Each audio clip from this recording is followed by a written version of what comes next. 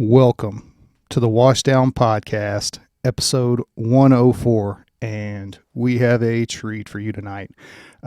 We have our special guest is Richard High, and you may know him from the Instagrams, the Facebooks, the TikToks. He is Angry Cops. Chris and I had a great time talking with him tonight, so I hope you enjoy it as much as we enjoyed making it. So here you go, episode 104 with Richard High, also known as Angry Cops. Enjoy. Like and subscribe and all that good stuff too. All right. News station. No, I think that's an appropriate way to start everything. Yeah. Set the tone early. Exactly. I mean, right is right, wrong is wrong. Yeah. You trying to hit me with a skateboard, I'm gonna thump your ass. And it almost makes sense, doesn't it? I mean, consequences to your actions, and we can't talk about that because it's 2022. Right. So we have to make sure that the bad guy is the victim because it's not his fault that he decided to rob, rape, pillage, skull fuck every innocent man, woman, and child out there in the middle of the streets. Right. It's the way that his kindergarten teacher taught him sex ed, and that's why he's upset. Right. He didn't know that there were Zimzers out there that he could have been. And because of that oppression, he's now out there shooting other people. I mean, it makes perfect sense to me. He's out there shooting other people. Oh, I almost got canceled. I don't think our tens of viewers are going to cancel you, or if they did, I don't think they'd get too far, considering, A humble brag, tens of viewers. Good. Tens of viewers. Using that term. Yeah. I love that. Whenever like something's now. expensive, I'll talk to my buddy and we'll be like, oh man, it's all right. I've got YouTube money. I make tens of dollars on a weekend every once in a while. Like, tens of dollars? Like, oh yeah, I can go. You want to go to 7-Eleven? I'm your daddy. I can buy 2 Slurpees. All the rolling, glistening logs of meat that you see underneath that sneeze guard is as far as the eye can see. That is, I can get that for you. No question. Hey man, I want to hang out with him. He can buy me a Slim Jim. You can't buy a pack of gum. Fuck you, man. That's not go. funny. Get you some tornadoes. Yeah. We've made a whole $9 now. That was like a whole 45 seconds before I got to fuck you up. We haven't been in the same room for like a month and a half. So that's been glorious. I know. There's like a jaded couple atmosphere about you two. Well, so we met a little over 18 years ago in the fire academy, and he sat at the table behind me, and then we worked at the same station for almost 10 years. So we know each other quite well. Damn. I can't imagine staying at one spot for more than like 5 or 6 years. It wasn't by choice by either of us. Yeah. Nope, it was not. My position right now in the range wasn't my idea either. I was like, I should probably get off the streets. The amount of YouTube videos being made about me. Let me take myself away from this environment that I love so much, and just I'll just train some academy kids. So, I think IA would be a great spot for you. Oh no. Funny enough, I have made a lot of friends in the internal affairs office based on the stupidity that people have like made complaints about me. I'll give you a story. There's Donut Operator actually did a video on it. There was an armed robbery, came out. Kid gets robbed at gunpoint. They take his shoes, they take his bike, he runs away. They don't take his phone. He's able to run away in his socks and call from like a couple blocks away. I'm only a couple blocks away. So I'm the first guy there. And I'm like, hey, what's going on? Did you call? He's like, yeah. I'm like, what happened? Fill me in. What'd they look like? Where were they? He's like, they're 1 block over there. And I was like, 1 block? Get in the car. We can get it right now. Let's go, buddy. So I put this kid in the back of my car, and he's like, they're going to see me. I'm like, no, man, the windows are tinted on the back. You're fine, which they are. Not lying to the kid. I'm not going to make another victim again. So I'm like, no, man, just point him out. So we get to the 1 block away, and I got another car there that's just backed me up, and another car I couldn't get there fast enough. And we're sitting there tumbling and tussling with a couple cats. They throw the gun, we grab the gun. One guy gets away, we grab him. It was chaos. And so during the beginning parts of it, where we grab the gun and we grab one of the guys that had it, they like passed it off to. We throw him in the back of the car, we secure the pistol in another car or in my pocket, I forget which, it's all blurred out. And I go up and I grab somebody else and I go, come here, you. And they're like, who, me? And I'm like, yeah, you fat boy. And I grab fat boy and I throw him in the back of the cop car because literally when we're driving up, the kid, the victim goes, it's this guy and that guy there. Those two definitely robbed me that I can see right now. And I was like, okay, cool. Well, there's a couple guys in white shirts. Which one is it? Is it the skinny one or the fat one? He goes, it's the fat one. So I'm like, cool. I've got fat guy. Get fat guy. And it came out. Come here, fat boy. And so I arrest him. It turns into an even bigger shit show because fat boy's juvenile, and dad tries to let him out of a cop car after we've arrested him for an armed robbery. Kind of a big deal. And a little bit.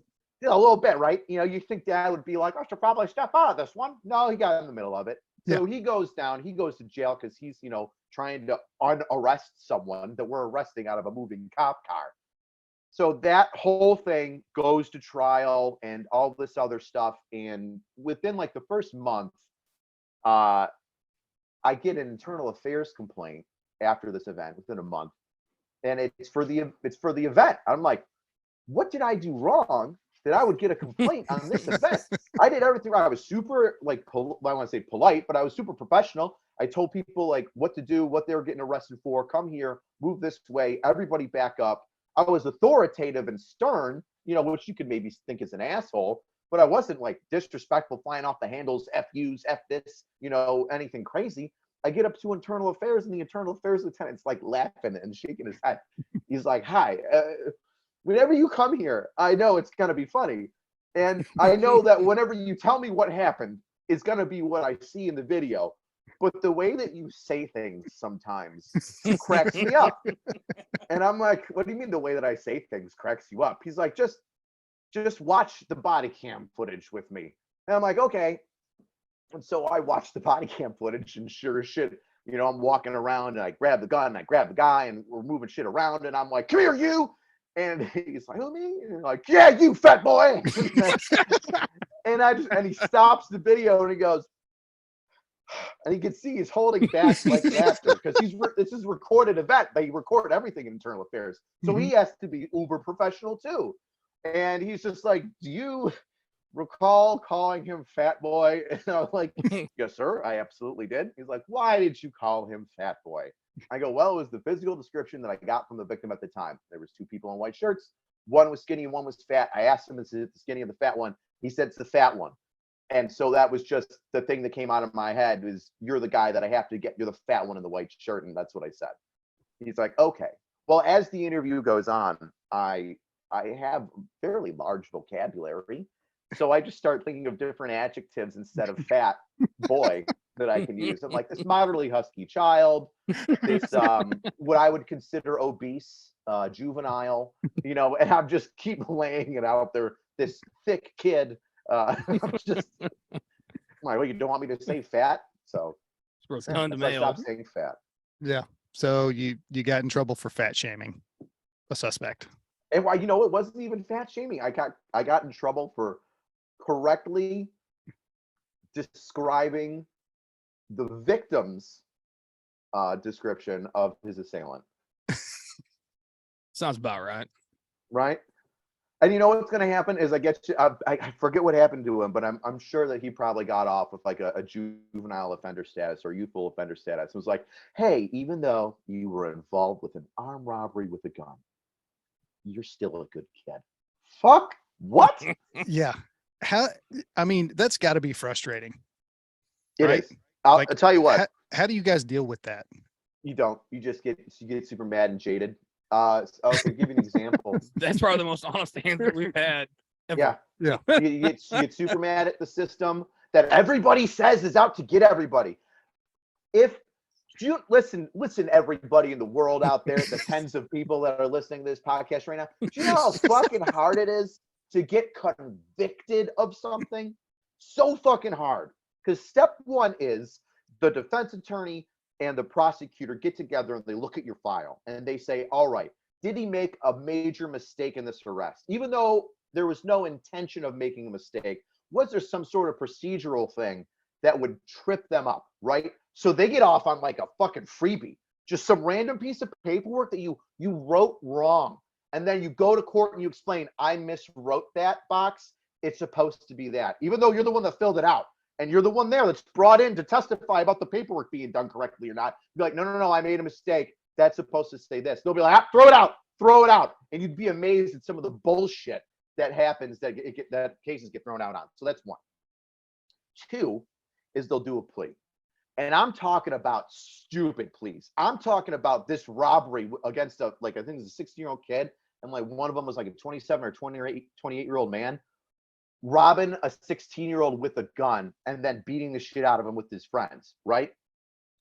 You're going to say, all right, that's a C felony. You've got, double A, B, C, and it goes down the line of felonies, right? It's a violent felony. Ooh, big deal. With the gun in New York. Ooh, I thought you guys weren't allowed to have guns in New York. Only the bad guys are, and they won't get charged with it because it's not their fault. So they'll drop that C felony. That's probably just for the gun alone is 7 years maximum. Just for the first gun, it's like 5 to 7. They'll drop it down to like a D or an E felony just to fucking get it out of the system. Just so they could push through with some of the bigger murder bullshit and the nonsense that people want to take to trial because they think they can beat it. And so you're taking super felons and dropping them down to like, all right, we'll give you 4 years probation. You just robbed a 16-year-old and beat the shit out of him. That's a grown-ass man. That's basically child abuse. You're gonna let this guy walk around with a fucking firearm that he stole? What? And then the third way that you get convicted is you actually did it and you're so fucking caught that you're red-handed and they don't plea anything down, which is very rare. So if you go through the entire system of you got to get picked up by the police, you got to do something wrong for us to see you, then we arrest you, then we got to make sure all our paperwork's right, that you don't get some plea on, then it's got to be your first time. Even if it's your second or third time, they'll fucking drop shit down like crazy, like it's nothing. We've arrested teenagers with their third gun. And because their records are like sealed, they'll have juvenile and youthful offender status, and they'll get those 2 first guns washed away like they never happened. So they'll be 19, and the judge will be like, "Oh, it's their first gun." And you're like, "No, Your Honor, it's their third one, but we can't bring up the other 2 because their records are sealed." And then because it's their first gun, they get like 2 years probation. You're like, "This is their third gun in New York State." Illegally owned, half of them were stolen, and you're giving them 2 years of just probation? Like they give a fuck? And now they took away probation. Like probation used to have teeth. They used to go inside your house whenever the fuck they wanted, because guess what? You were a felon that decided, I don't want to go to jail, so I'm gonna lose some of my freedoms, so I'm not in jail. And now New York State said, you know what? Fuck it. Just when you're on probation, it's just like out of jail normally. Call in when you want. Leave the state. Don't let anybody know. Yo, it's bad. It's fucking bad. So yeah. Yeah. If somebody's convicted of something and they're like, man, I got a raw deal. No, man, you super fucked up. And now I know that you're a turd because you don't own it. I've got friends that are felons. They're like, yeah, man, I fucked up. I did this thing. I got caught. I should have done it another way. Wish I wouldn't have gotten caught. And I'm like, I respect that. All right. Not that they shouldn't have done it. They should have just done it to where they didn't get caught. Yeah. I mean, I know dope boys that I can't go and arrest them right now, but I know that they move kilos and kilos of coke and dope. I had a dope boy buy me breakfast one time. I was like, nope, no, thank you. Gave the waitress the bill again. She's like, oh, he paid for you. I was like, no, I'm not taking that money. No, ma'am. Here's an extra $25. He gave you a tip. We're not friends. Oh, so I mean, besides making YouTube videos, how do you deal with that frustration? I drink. I drink That's- and I talk to other cops about it, and we all get pissed off about it. But then we realize that's why like being a cop is such a brotherhood, right? It's a different type of camaraderie than the military and firemen. It's different, but a camaraderie of brother and sisterhood in similar ways, because you deal with the same trauma, right? Whether it be a kid that's beaten or dead or run over, accidents, or it's a heinous crime, like, you know, tops. We had the Buffalo shooter that shot up the racist piece of shit that came up from way down state to come and shoot up a black shopping center, a grocery store. Mm-hmm. Yep. And the first two officers I know, and I was talking with one of them, and I was like, hey, I heard that you're kind of fucked up. I would be fucked up too. When I got back home from overseas, I saw a shrink. You better be seeing a shrink. He's like, yeah, I'm starting to talk. I think I'm going to talk to somebody. And I was pushing it heavy. Like, you can't just drink around the fireplace and talk to a bunch of cops that went through some shit and had a hard day before. You got to go talk to somebody about seeing 11 fucking headshots of, you know, of black people, innocent black people. They're like, yeah. So when we all just kind of bitch, we get jaded because the system that we're here to kind of like, the people we're here to protect in the system that we have as a government, right? We can't protect them.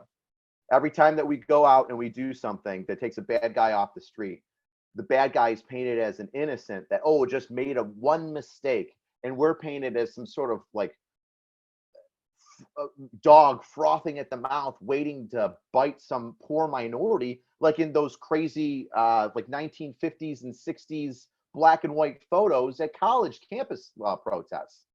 It's like, man, I live in the city that I work in. I love my city. Every time I go somewhere, I tell people how proud I am of my city, how great it is, how it's this amazing mixture of white, black, Hispanic, and I'm talking like we got crazy Burmese, we got people straight from Africa. It is when they say melting pot, my city is an amazing melting pot of people that really get along, which is odd because when you get a whole bunch of people from a bunch of different viewpoints in life and they get together, usually you'd think there'd be some sort of chaos, but there isn't. There's no race war in Buffalo. There's no whites versus blacks. There's no Hispanic. There's like a majority black part of town, a majority Hispanic part of town, but it's not seen as like they're pushed off in that area. It's kind of like their cultural center. Buffalo's a really unique town, and it's super frustrating to have the head honchos in New York State and even in my county that say we need to protect the bad people that are making all this harder instead of assisting police officers and the people that need to be protected that are giving you their hard-earned tax money. To see them cast on the wayside for stuff like bail reform is absolute trash. Well, I think that's part of that is just the people that are making those decisions are just so out of touch with reality and what really goes on at the normal people level, for lack of a better term. Yeah. I mean, you're talking about politicians who've never had a real job. You know, they've spent their whole career in politics and they have these ideals, but they don't know how that shit works. The other thing too is you'll get like brand new people, and like Alexandria Ocasio-Cortez is from New York. She lives in New York City, and I tell you, the rest of the state hates New York City, and for good reason. So she was like this brand new bubbly personality that had a whole bunch of stupid ideas, and she wasn't in politics forever. But where did she grow up? She grew up in New York City, one of the most liberal cities in the United States, where it's a fucking echo chamber, where anybody that's like conservative or right-leaning, almost independent or a moderate, are looked at as like crazies. Like when you grow up in that bubble and you think that the other person on the other side of the aisle is just a complete nut job and all they're trying to do is bring down, you know, minority folks that you're fighting so hard for, because all you've heard for the past 30 years of you growing up in New York City is how racist and horrible the country's been. But this city is a utopia because we're going in this specific direction. Like, I would agree that a lot of people stuck in politics for a long time lose their head too far up their ass. But there's also people like AOC that just are in this echo chamber that don't know how to think outside the box or say that they're wrong. And then you get stuck with dopes like that. She's got to be voted in forever. I don't see her constituency changing anytime soon. They're going to vote a female minority out of a position to give it to who? And then that's racial politics, which is in itself just the most ridiculous thing ever. Yeah. Well, yeah, I'm not going to get on a big soapbox about that.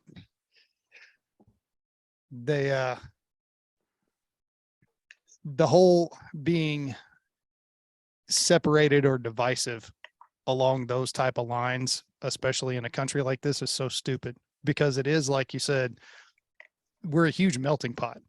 The whole country is like that. Oh yeah. And we have more similarities than we have differences. And as long as we let politicians divide us, we're going to continue to be divided. Mm-hmm. So, vote them out or deal with the consequences. Oh, well, New York State's dealing with the consequences. I mean, we've got a brand new governor that I work for, I work for her. You do. So there's that. there's, Work for. yep. Boy, do I. Bye. With a glorious mustache. Man, speaking of people that redid the bail reform that fucked everything up, my governor. Wow. Yeah, I mean, we'll just move on, Rich. How about that? Yeah, thank you. Yeah, we'll get back to talking about mental health. Yeah, I got enough trouble with Governor Cuomo, so I already got a smack on the PP from him. So I got to watch what I say about this current one. Yeah. How many deployments did you do? 2. I did 2. Both of them were to Iraq. The second one was supposed to be Afghanistan, which I was excited about because I already did Iraq and I wanted to try Afghanistan. And I had a bunch of buddies that went. And it's a completely different combat zone than Iraq. Not just spatially on the globe, but it's a different environment.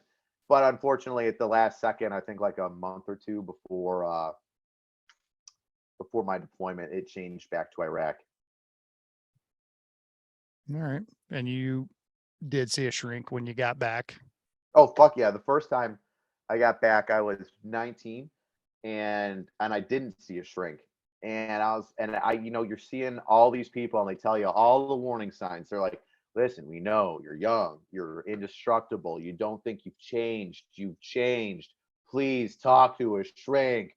Please talk to somebody just twice, so then you can figure out, that you're different and blah, blah. Nope, I ignored that. And I said, no, I'm fine.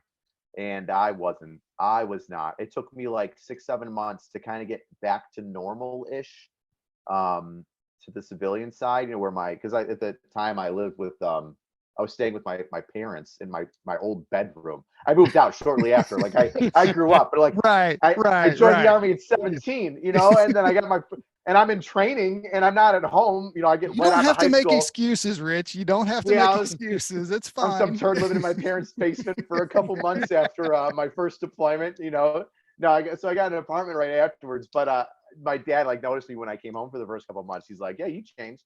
And my sisters, one of my younger sisters was just like, I was terrified of you. You were different. You were angry. You would yell at me for not getting stuff done. I was like, well, because I asked you 3 times, you lazy piece of shit. She's like, see? I'm like, oh yeah, you're not in the Army. You're not at this level of I should ask you once and you should do it. And immediately, because what else are you doing? I'm like, well, she's doing her own fucking thing, dude. And so after my second, I think I went and saw a shrink before my second tour. And then after my second tour, I went right away and started talking to a shrink and was like, listen, I'm worried that I'm going to be some dickhead for the next 7-8 months afterwards and not realize it. And, and hurt personal relationships that I have with my family and friends. I want to make sure that doesn't happen. And luckily, because I was so aware of it after the first time, I was pretty good after like a couple of visits and talking some things through. And, self-checking on myself was already good, but talking to the shrink about some issues that I'm having and then talk through that to make sure that, look out for this is when you're doing something wrong, or look out for that because then that's going to set you up for something that's going to piss you off later on, blah blah blah. To help me that way, up until even I think 2 years ago I was still going to the VA and talking to shrinks. I still will every once in a while. I get in a bad spot and I call up a friend. I've got a good support chain. And I'll be like, man, I'm having a bad day. And oftentimes it's another cop. And they're like, I know. Some of them served, some of them didn't. They're just good cops. Then good buddies of mine. And, we link up because we've been through some, different shit, but similar trauma. And they're like, come on over for dinner. We're going to have a beer. We're going to watch some old school 90s wrestling on YouTube. And we're going to bullshit and talk about what's going on. And I'm like, fuck yes. But you've got to build that. That doesn't just come naturally. You got to build that with your friends. Well, yeah, being able to have that kind of conversation, that I don't think a lot of people have that, or Not at a lot least of people are as open as I am. I live my life in a fishbowl. If I'm feeling something, I say it right off the rip, and that's not everybody. well, no, and it's not really encouraged. And I know it on the fire side, sharing emotions isn't one of those things that's just like, hey, let's do that. It's Well, a shut the fuck up and do your job type thing. we're getting away from that in Buffalo because we've had 3 suicides, unfortunately, in the department in the past 3 years. So one of them happened really recently, a couple months ago, and it's just been a mess. Yeah. It's been a mess because Well, instead of having a drink with the boys and like focusing on the issues of the stress you have on the job, it turns into just getting hammered and making bad decisions at home. yeah. You know what I mean? And I'm not here to shit on anybody that goes home and gets absolutely lit behind their closed doors and causes no issues. You do whatever you want to do behind closed doors. But if you're looking for assistance or you're having that feeling where you're just treading water and you're about to drown because of some sort of stress that you're having, over indulging in alcohol, a depressant, is not going to help you alone. Sure, have a drink, relax, get yourself to chill out for a second, and then open up to a buddy about, hey, I'm in a fucking bad spot. That I understand, but Yeah. we're having some issues within the city of Buffalo Police Department with, like I said, officer suicide, 3 happening in the past several years. Yeah. But you guys are taking steps, I'm assuming, We have a peer or support hoping. group, Okay. but they're kind of crossing that hurdle of, I don't know if people see it this way, right? But I'm a good judge at like viewing things through other people's lens. I'm worried that my department, as in just the guys that are on the street that need assistance, are going to view this peer assistance group as either one, a snitch to the administration, which I don't. Some of the cops on here are hardworking, good cops. They're not going to do that. So talk to the right ones, right? That there's a solve there, but still an issue. Yeah. And two, that it's like a rubber gun squad. That you talk to them, you say some things, and then they're going to have to be obligated to say something to somebody, and now you've got your livelihood taken away, right? Yeah. Talk about a stressor. I'm not saying a suicidal cop is a good thing to have on the street with a gun in his hand, but talking to somebody about stress and saying that you're having these things is a big way of letting some guilt and some stress off your shoulders so that you can continue in doing what you're doing. And that consistency, that schedule that you have is something you can absolutely rely on as a constant to keep your mind off of the stresses, right? If you go to the Yeah. gym every day, if you have some sort of structure in your life, that's very good for mental stability. So if you take that away, now what? Now you're stuck at home for Yeah. fucking the entire week, 10 hours to yourself, just you and the television and these fucking voices in your head, and you can't talk to your buddy in the car right next to you because you're not at work. Holy shit, that's a fucking bad slope. So Yeah. I feel like there's some hesitancy to use this group of people, especially in the beginning. It's weighing down that hesitancy is slowly giving way, but it's not to the point where somebody can say, "Hey, I saw this thing. I'm kind of fucked up about it. I gotta just say something to somebody because I don't know what to think about it, and I need to bounce it off you." Yeah. Or Well, I need some help. It'll I saw definitely, this it'll definitely crazy get thing. there. Go ahead. It just takes time because I know when we had ours implemented, it took a long time for people to buy in. Yeah. And, well, you're it's talking about still, a whole culture shift yeah. is what has to happen. And especially with you guys have it a little bit different than on the fire side of you guys do have to worry about that. Are they going to take me out of, out of the game basically? Yep. Whereas we don't necessarily have to worry about that. I mean, on the extreme side, yeah, that can happen. You talk a super extreme. Yeah. But I think what helped us was when it got brought to us, it was FDNY that brought it to us. Like they had, what was that, 6 or 7 guys come out, and because they started theirs after 9/11, and I think that helped, our guys buy into it because it was other firefighters from a big department that's well respected bringing it to us. Mhm. So it had a little bit of traction to start, but again, it was a lot of hesitancy, and it got there eventually. Yeah. But it's about having the right people in that's going to take that confidentiality aspect of it very seriously, because Yep. the worst, the the first time somebody goes and shares with somebody on peer support and then their business gets spread through the whole department, peer Kills it. support is cratered exactly right then. Yeah, it's done. Better change the name and put some different officers in there because nobody's going to peer support again. Exactly. Oh. Fuck, man. I'm sorry you guys are having to deal with that, but unfortunately, you're not the only department. I mean, Yep. that shit is fucking nationwide. How's your? Yeah. Go ahead. No, go ahead.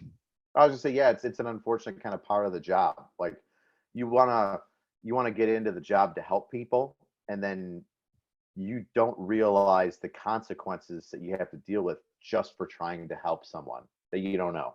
Right. Yeah. Well, Mhm. how do you prepare somebody for that? Like, I A mean, rigorous academy. So You want some straight answers? I'm giving you straight answers. no, I'll tell I you mean, right now, a rigorous academy. I'm in my academy right now, and I don't like any of the recruits. I don't like any of them. Dude, there are instructors that go in there and they say, "Hey, listen, I want to see you succeed." I don't. I want to see you fail. I want to see all you morons that don't want to be here, that want to come in here for like the $80,000 paycheck after 5 years, and just want to sit down and be a slug and not work your balls off. I want you to go away. I want the cream of the crop. Tell me I'm wrong. no, you're not wrong. Let My them thing, quit. Get Yep. them out of here. Hey, I'm in 100% agreement with you on that. Of the people that don't want to be here or don't need to be here or think of it as just a job and not a calling, let them go do Oh. something else. And that's not a knock on them. If that's how they Yeah. feel, whatever, go do something else. Have that self-awareness. Yeah. My thing is, how do you prepare somebody for pulling up and seeing a 3-year-old shot in the face Oh, dude. and then not have the consequences of going, my academy class. John Michael. I forget his last name. I don't want to say it anyway because I don't want to throw him under the bus. I think I remember it, but I don't want to get it wrong. But John, we get out of the academy. We're still technically in the academy because our academy has like a couple weeks where you're doing field training with the department that you're on. And then after like a month or two, you go back to the academy, have your graduation, and then you go to your department as a probationary police officer for another year where they can get rid of you if you're not a good fit right off the jump. So it's his first day on patrol. He's a genuinely very, very intelligent person and spoke like several languages, already had like a degree in something. And his first call on his first day is grandmother stabbing a kid. So he gets to the call and it's this grandma that's zonked out on something, I don't know what, with 2 butcher knives deep, decimating a baby. Dead. It's eviscerated. Just imagine a head and arms and legs, and there's no abdomen. It's just gone. It's just gone. And his field training officer, this woman gets up and starts walking to him with the knives. He puts her down. Boom, boom, done, down, out. She doesn't make it. So now you got 2 dead people, and this kid, this other family member is trying to fight their way in to see what's going on with their baby and their grandma. And this rookie, after seeing all this shit and hearing it and knowing what's going on, is now trying to fight back people from getting into this crime scene, still trying to keep his field training officer safe, who just had to use deadly force. That was his first day. He quit. I can't blame him. I'm not shitting on him whatsoever. He had a horrible first day. He had no ramp up for that. There were guys like myself that have seen combat before and have seen, what war does to, what explosives do to a human being.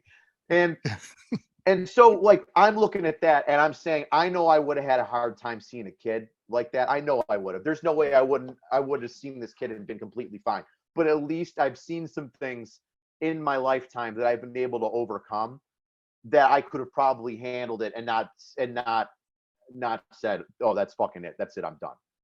I feel bad for the kid. Great, like I said, and very intelligent. And he's absolutely fine doing another job in another occupation. I lost track of him like 5 years ago. But you're right. How do you train somebody so that their first day on the job where you put on a uniform, it's dead baby, grandma killing. Now you got to shoot grandma. Yeah. I mean, so how do you do that in an academy?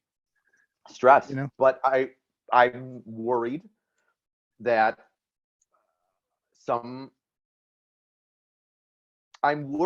city administrators and the overseers of academies, which usually is like a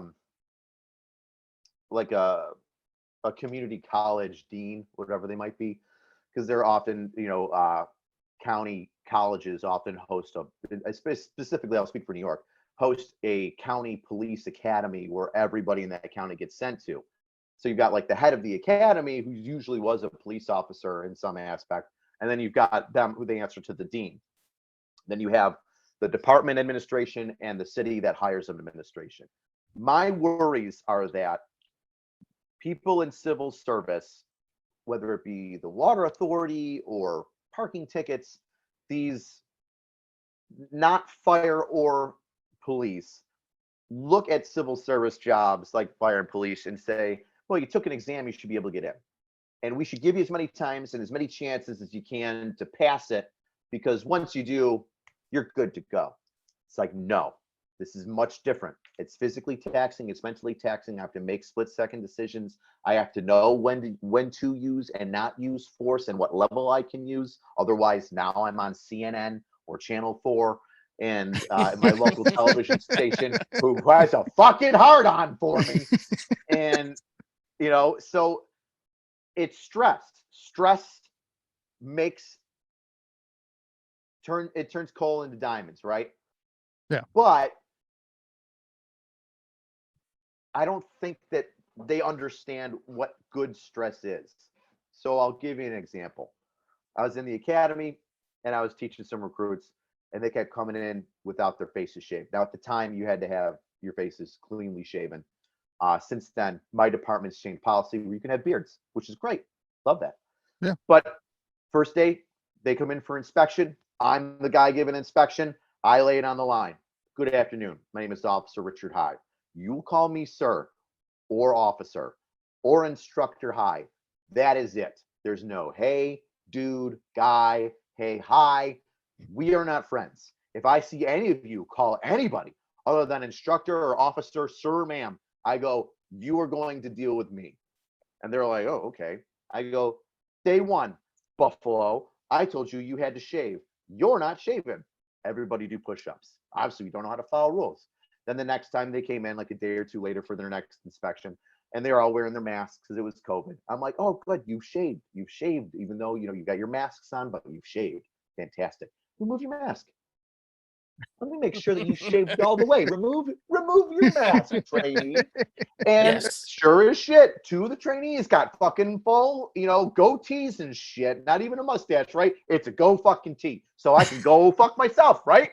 That's what I think I said something similar like that. I said something like, oh, I'm dumb, right? You're so smart that you think that I'm stupid and that I won't look and see if you shaved right. Awesome. We're going to run outside and pick up some snow. It's Buffalo after all. Go outside. You're going to pick up snow from that snowbank like 200 meters away, and you're going to bring a handful of snow in on your left hand and stand in the position of attention in front of me. And I knew they were going to fuck it up, and they did. They show up, and some of them didn't have snow in their hand. It melted, and so they didn't grab enough. Some of them had it in the right hand, so their left hand. I was like, okay, cool. You still don't know how to follow instruction. Go put the snow back. Go put your snow back into the fucking mound that was over there 200 meters away. So they run back, and that was basically our inspections for the day. And you know what? After a couple inspections like that, because there was like two sides, there was an A and a B side because it was such a large group, there were no issues with discipline. And that's just a small amount of what I can offer you. Oh. But then I got taken away from them. I wasn't able to do the inspections the following year. There were complaints that I was too hard, and I think that's the hardest thing that I did, and that it was I don't know, that I was intimidating. Which fine, good. I should be intimidating. We think some 6'4" yoked Viking on PCP is gonna be intimidated by scrawny little you? Like, who gives a shit? You're gonna meet intimidating people on the job. So I was politely told that they're going to go in a different direction. And then what do you know? This academy, a whole bunch of dummies that are being a whole bunch of late They're being late. They're being disrespectful. They're sleeping in class. They're doing all this dumb shit. Two of them called me high. Oh, the balls. So I'm on Have the they range. not seen your YouTube channel at all? They did. One of them, one bless his heart, he's like, I love your videos. And I looked at him. I was like, go away from me. If you've seen my videos, then you should know why you should get away from me, trainee. I shake my head and I stare at them exactly like that. They'll come up to me. Oh, excuse me. Hi. Who? What? What did you call me? Did you call me hi? Do I know you? Try again. And they'll be, sir? Yeah, sir. I tell you what, since you forgot my first name, you can go run that way 100 yards and then run right back. So then you can go find my name and bring it back to me. Go find my name over there. Go find it. It's sir. It's 100 yards over that way at that steel container. You have to touch it and pick it up. Let me see you pick up my name. Then they'll run over there and they'll pick up my name and they'll come back and they'll go, Instructor, hi, I have a question. I'm like, okay, awesome. Or Officer, hi, whatever.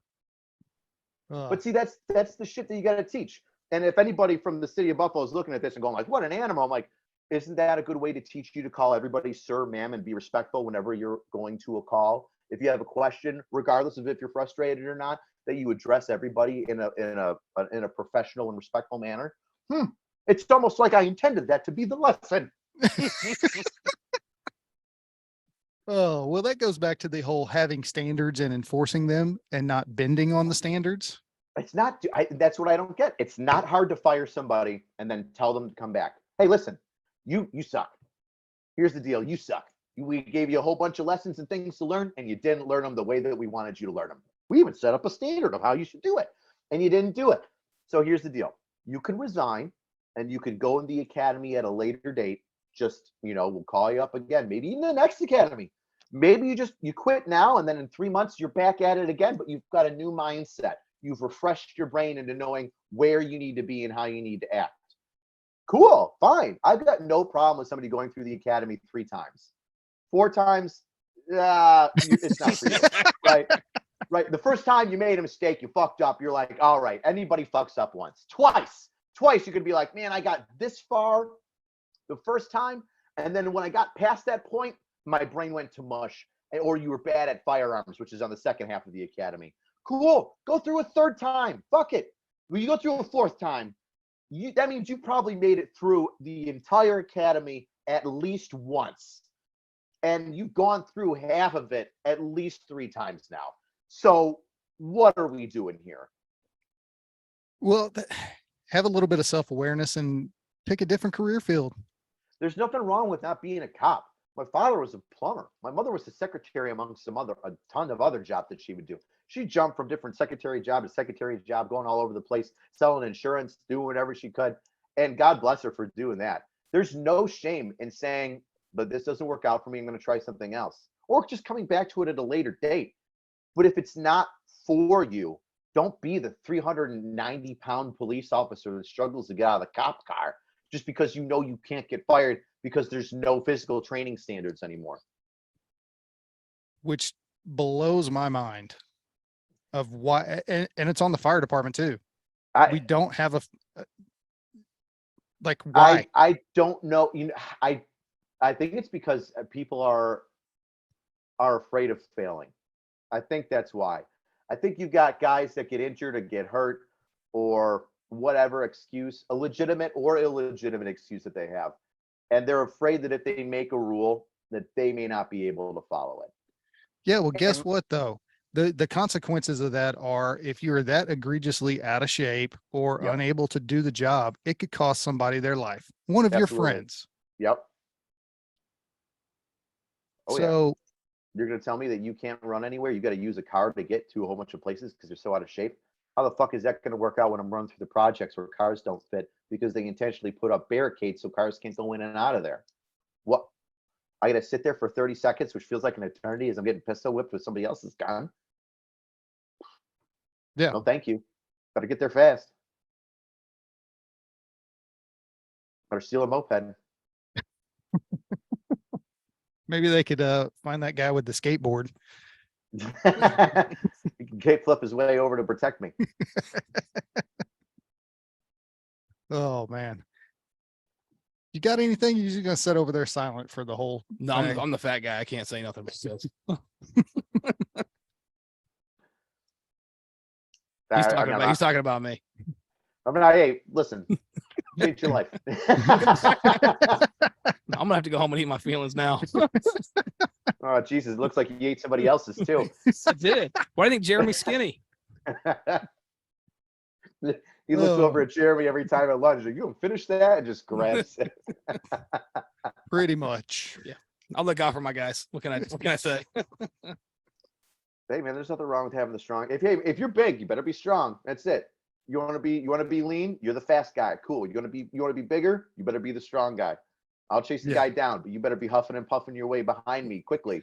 So then you can, help me put this guy in handcuffs. Oh, absolutely. Yeah. I'm the guy that lays on top of the combative patient. You're a gem. What are you gonna do? What are you gonna Just smother him. Yeah.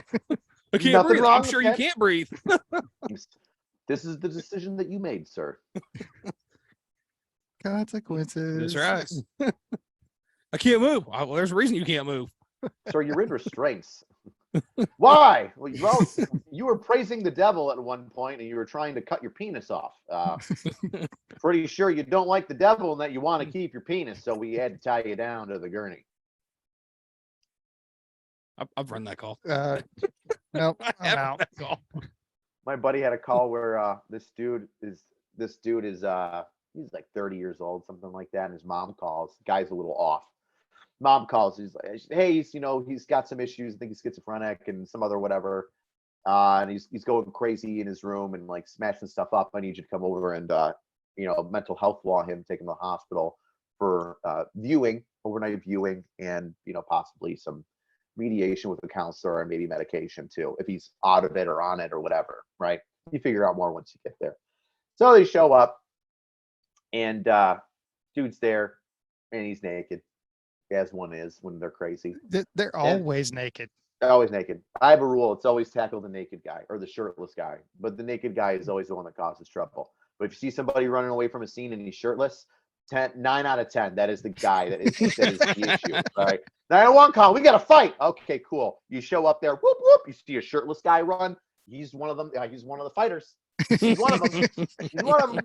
We got somebody threatening a 2-year-old at a daycare. Where's the shirtless guy? Yeah. You know he's shirtless. So my buddy pulls up to this, this call with, 60, 70-year-old mom and 30-year-old schizophrenic son. And it's like, what's going on, buddy? Like, it's okay. I fixed it. I got the demons out. They're like, what do you mean you got the demons out? And they look down and his hands are bloody. And he had ripped out his own testicles and put them in the sink. Wow. Split his sack right down the seam, pop those bad boys out and put them on the sink. Mom fainted when she saw them. She's like, what are those? Oh, boom. Holy shit. Wow. Yep. That's he was super anti-abortion and he went all the way. yeah, that's Yeah. definitely an effective method of birth control. Oh, That's true. Could you imagine just being crazy enough to say, man, look at those balls. I got to get them out of me. They're making me sin. And then you just split your sack open and rip them right out. Just 100% committed to it. Go on, gentlemen. Think about that for a second. I'm thinking about that. Are you okay? The commitment you have to have and the pain tolerance. That man could have been an ultra marathon runner with that mindset. They were like, I feel no pain. I'd run through everything. Why didn't the voices tell him to run a marathon? Good Lord. They never tell you to do anything constructive. Right? It's always That's the people you got to drop into the war zones. Like, hey, Yep. go take care of that over there. Go. Mm-hmm. Send like the ones that are like, the FBI's watching me, man. Yeah. You're absolutely right. The FBI is. And that's why here's this knife and grenade. Go in that building. Kill everyone. As far as you can see. They're the ones looking for you. Yep. What do I do when I'm done? You're expecting to survive this? Oh, yeah. And you're like, well, I guess stand outside of the building. How are you going to know it's me, though? Geez, how are we going to know that it's him? I got an idea. I'll rip my balls out and I'll hold them in my hands. That way you know that it's me. Oh, Jeremy, no. Somebody else's balls? Yeah. Oh, somebody else's balls, not yours. Can we have you remain intact? This is gonna go bad. Like, I know we want everybody to die, but this guy's gonna make it really bad looking. It looked like a mountain lion just went off inside of this, Iraqi military camp and just ate everybody. Balls just over the wall. Balls to the wall. That's where that Literally came from. It came from the Gulf War with schizophrenic army personnel named Jeremy. Oh, wow. Thanks for giving him my name. Appreciate that, Rich. That's I mean, I'm not saying that it was you, but if anybody in this conversation was going to tear off their balls, it would be you. Definitely him. Right? See? Yeah. Again. He's got that. Yeah. He's got that. It's in the voice. eyes. Mhm. The lack of the soul behind it, mainly. Yeah. Fuck you both. And I say that with love. That's a massive amount of spit you got in that Pepsi can. Yeah, that's an all-day bottle. Ugh. You can work that. Like, you can do things and move and like be a functioning member of society with the lipper in. Uh-huh. I cannot. I have to sit down and watch a football game. I should not be mobile. I have to. I will have a dip in, put my face piece on, and go in a fire and come out. Not a problem. You can gut your dip. I can. I usually don't. I just wait. One of the NCOs that I work with puts a dip in when he goes to bed. Yeah, Damn. I've fallen asleep with a dip in. He does it every night. He's like, yeah, man. So I go to bed. I put a dip in and I just fall asleep. I go, you gut it? While you're sleeping? Like, yeah, you're not spitting it out. He's like, yeah, man. Why? I'm like, ooh. I had a sergeant major that used to gut Redman. Oh, Yeah, he was an animal. I can only imagine. He was one of those like normal looking, like 170 pound scrawny dudes. Not scrawny, but like a normal built like dad that likes to go running or something. Yeah. And he was an animal. You looked at him, you'd be like, oh, that's a normal guy. And then he'd pop that lipper in and then he'd go on a mission with you. And, any training event, you'd be like, this guy's a fucking animal. He's like 55 years old. Damn. When I'm 55, I'm probably going to have schizophrenia and tear my balls off with you. Or being a walker, who knows? Well, they don't make them like that anymore. So Balls? Yeah, I know. Yeah. There's been a lack of balls. I think a lot of people have been tearing them out intentionally, especially over the past couple of years. Wow, we're getting into trans activism here. Didn't even mean it. Yep. Unintentional door open.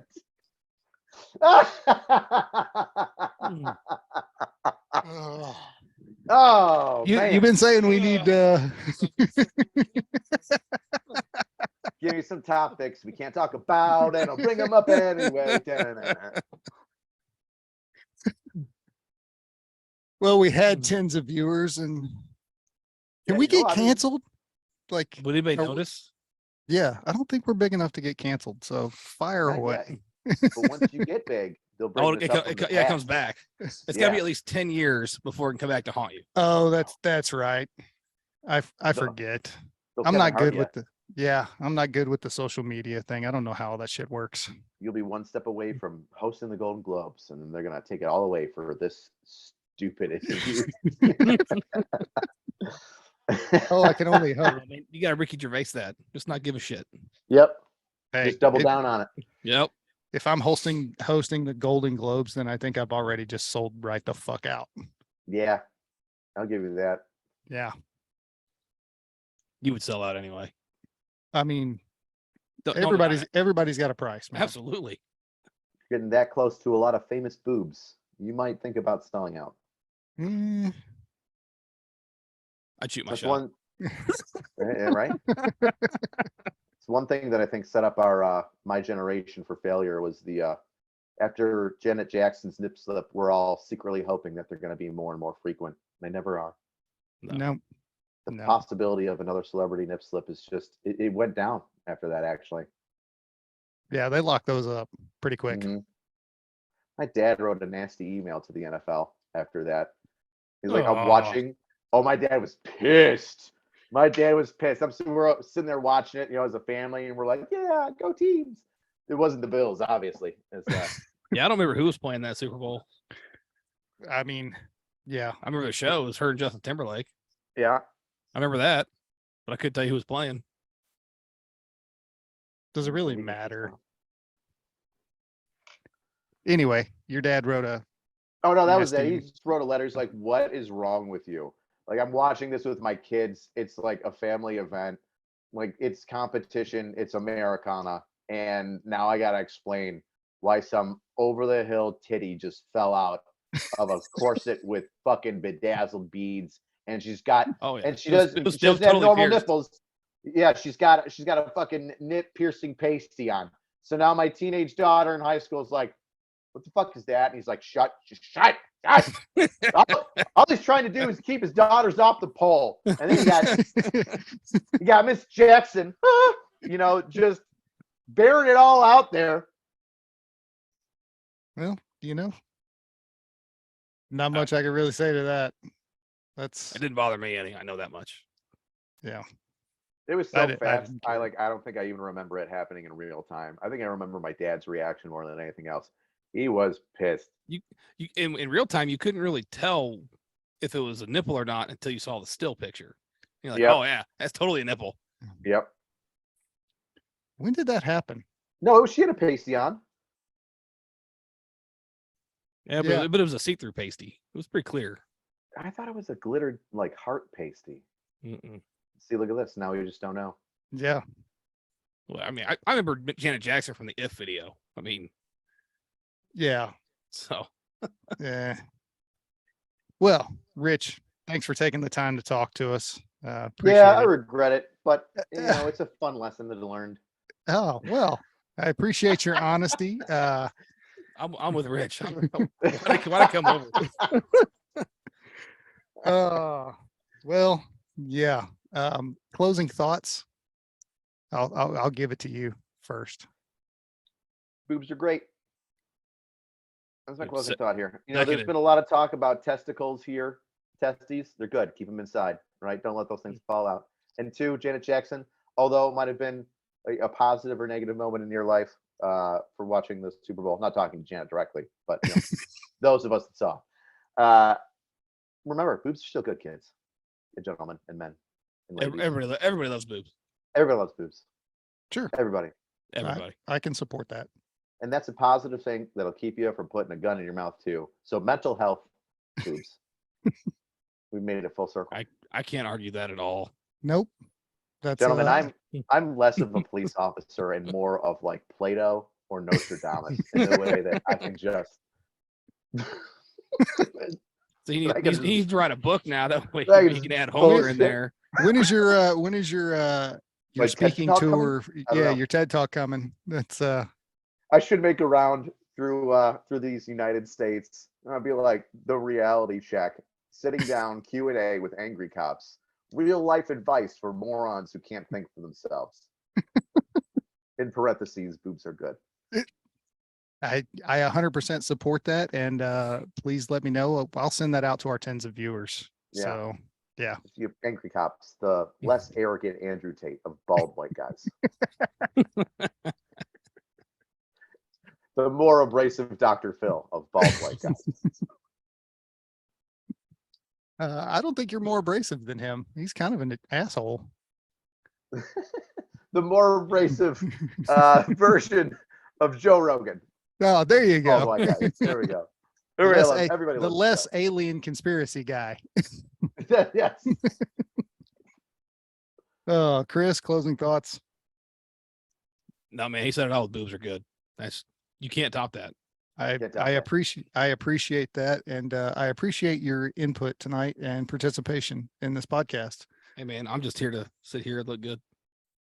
And failed you're on doing both it. counts. You're doing Hey. half of that job really, really well. So, doing opinions great. vary, man. I'll tell you that. Oh. Opinions vary. All right, everybody. Well, thanks for stopping by. Look, if you are struggling, reach out. There are resources out there. If you know somebody that's struggling, reach out, talk to them, let them know that you give a shit, let them know what resources are out there.